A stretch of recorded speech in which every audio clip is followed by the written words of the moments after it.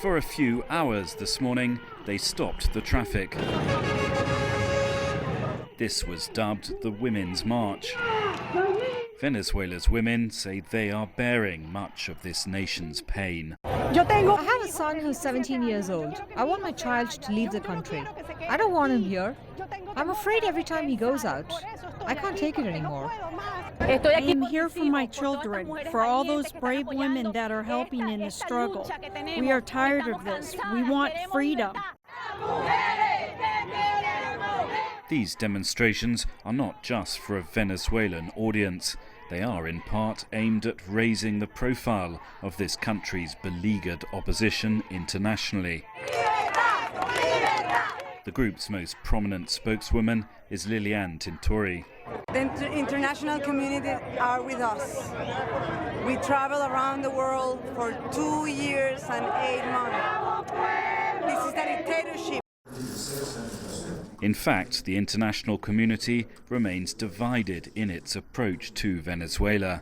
Some countries, including the new governments in Brazil and Argentina, are cautioning Venezuela's government from ignoring its domestic critics. Others, many of which were represented at a recent Developing World Summit hosted by Venezuela, have offered near unconditional support to President Maduro. The latest dispute here involves a recall referendum designed to cut short Maduro's 6-year term of office.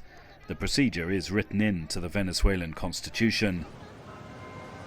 But on Thursday, the country's electoral authority abruptly suspended the process, citing alleged irregularities by the opposition. One thing we've been hearing from many people attending this opposition rally is that they feel the government has now crossed a line. The government's more radical opponents believe this will be the start of something much bigger. Here, you can see, Venezuelan people, we are united in the streets and clear where we're going. We are going to have a transition to democracy in Venezuela this year. Caracas quiere paz. The target of much of the opposition anger, meanwhile, remains out of the country. Nicolas Maduro says an urgent priority for the benefit of all Venezuelans is his effort to raise the global price of oil. To that end, he and his entourage are currently in Iran. Back in Caracas, opposition supporters began to disperse. They will be back, they say, next Wednesday in far bigger numbers. Stephen Gibbs, CCTV, Caracas.